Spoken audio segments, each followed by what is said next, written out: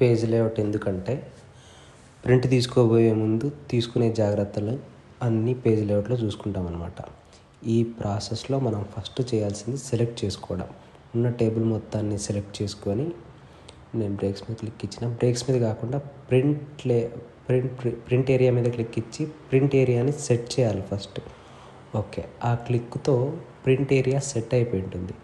అలా సెట్ అయిపోయిన తర్వాత దాన్ని ఇప్పుడు ప్రింట్ టైటిల్స్ దగ్గర ప్రింట్ ప్రివ్యూ అని చెప్పేసి మనం ప్రివ్యూ చూడొచ్చు అనమాట.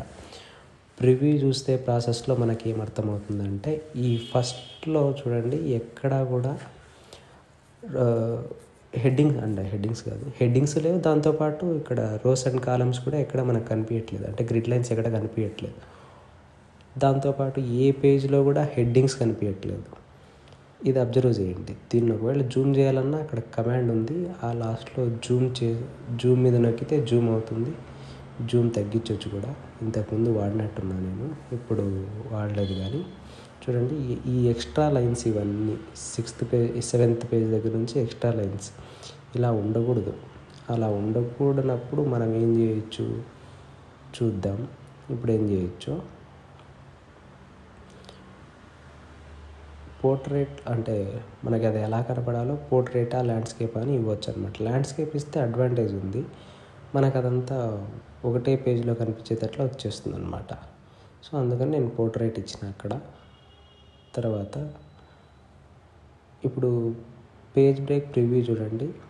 ప్రతి పేపర్లోనూ టాప్ హెడ్డింగ్ ఏదైతే ఉందో అది రిపీట్ అవ్వాలి కాబట్టి నేను రో రిపీట్ అట్ ద టాప్ దగ్గర కర్సర్ ఇచ్చేసి ఆ యారో మార్క్ వచ్చేలాగా కర్సర్ని తీసుకొని పోయి ఇంతకుముందు క్లిక్ ఇచ్చిన నేను. సో నాకు ప్రతి చోట ప్రతి పేపర్లోనూ హెడ్డింగ్స్ వచ్చేస్తాయి. చూడండి, ఇప్పుడు చెక్ చేయండి ఒకసారి, చూడండి అలా అన్నమాట. దాంతోపాటు గ్రిడ్ లైన్స్ కూడా నేను ఇందాకే ఆన్ చేసిన, అందుకని మన గ్రిడ్ లైన్స్ కూడా వచ్చినాయి.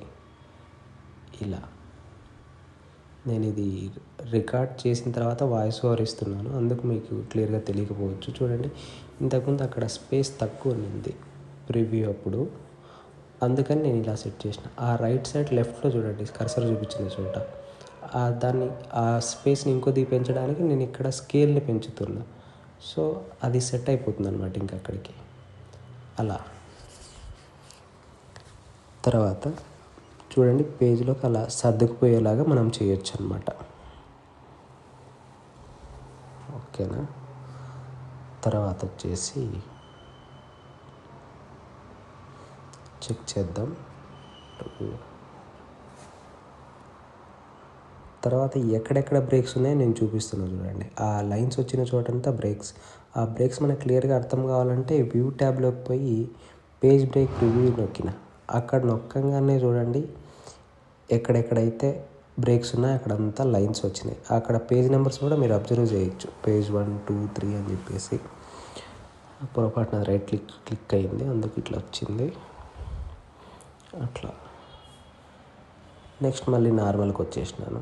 అట్లా కాకుండా పేజ్ బ్రేక్ పేజ్ లేఅవుట్ మీద నొక్కినారు అనుకోండి, మనకి హెడర్స్ ఫూటర్స్ కనిపిస్తాయి. హెడర్ ఫూటర్ మీద క్లిక్ ఇచ్చి హెడర్లో ఏం కావాలో అది రాసుకోవచ్చు, అలానే ఫూటర్లో ఏం కావాలో కూడా అది రాసుకోవచ్చు. నేను ఇప్పుడు హెడర్లో వివిడ్ ఫ్లో అని రాస్తున్నా. ఇట్లా మన ఇష్టం ఏదైనా రాయొచ్చు, ర్యాండమ్గా మీకు ఇష్టం వచ్చింది రాయండి. అంటే ఇష్టం వచ్చింది అంటే అవసరమైంది, మీరు రియల్ లైఫ్లో వర్క్ చేస్తున్నట్టయితే అవసరమైంది. అట్లేం కాకపోతే ఊరికే ప్రాక్టీస్కి అయితే ఏదైనా రాయండి. రియల్ టైంలో అట్లా మీరు పని చేసుకోవచ్చు. వాళ్ళు ఏదైతే చెప్తారో అట్లా మీరు పని చేసుకోవచ్చు. ఓకేనా. అది వ్యూలో మనకు కనిపించే పేజ్ బ్రేక్ ప్రివ్యూ అనమాట. అదే కమాండ్ ఇన్సర్ట్ ట్యాబ్లో కూడా ఉంటుంది, హెడర్స్ అండ్ ఫుటర్స్ అని చెప్పేసి సేమ్ కమాండ్. అందుకు నేను ఇక్కడ మళ్ళీ ఇన్సర్ట్ ట్యాబ్లో నుంచి చూపించినాను ఇందాక.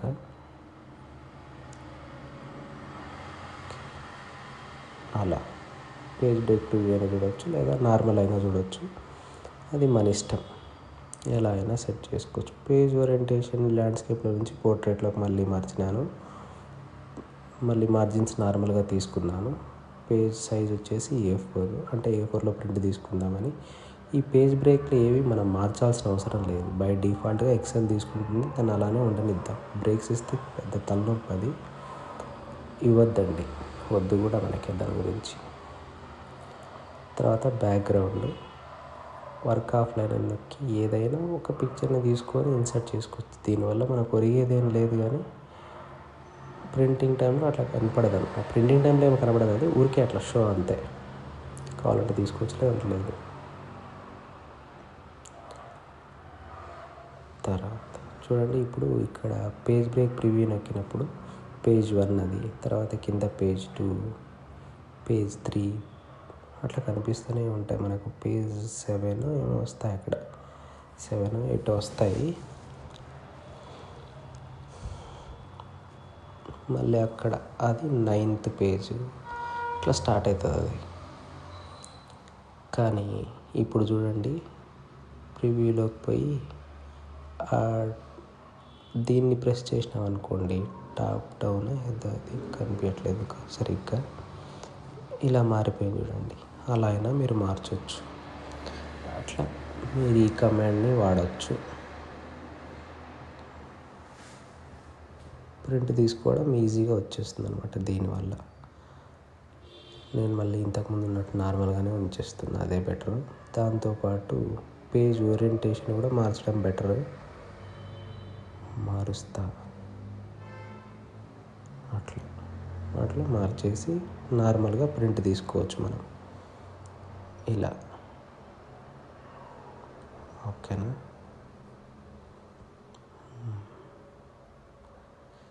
ఇది ప్రింట్ తీసుకోవడం అన్నమాట. ఇంకా హెడ్డింగ్స్ కనపడాలంటే దాన్ని ఆన్ చేస్తేనే ఇప్పుడు ప్రింట్ ప్రివ్యూ చూపిస్తా చూడండి. హెడ్డింగ్స్ కంటే ఇది షీట్ హెడ్డింగ్స్ అనమాట. రోజుకు 1, 2, 3 కాలంకి ABCDలు ఉంటాయి కదా, అవి వద్దనుకుంటే మళ్ళీ నేను ఆఫ్ చేసేస్తున్నా. ఇప్పుడు మళ్ళీ ప్రివ్యూ చూడండి, సేమ్ కమాండ్ కింద చూడండి, అదే ఆ కమాండ్ వచ్చేసి సేమ్ కమాండ్. అక్కడ నుంచి ఆన్ చేస్తే ఇక్కడ ఆన్ అవుతుంది, ఇక్కడ ఆన్ చేస్తే అక్కడ కూడా ఆన్ అవుతుంది. అలా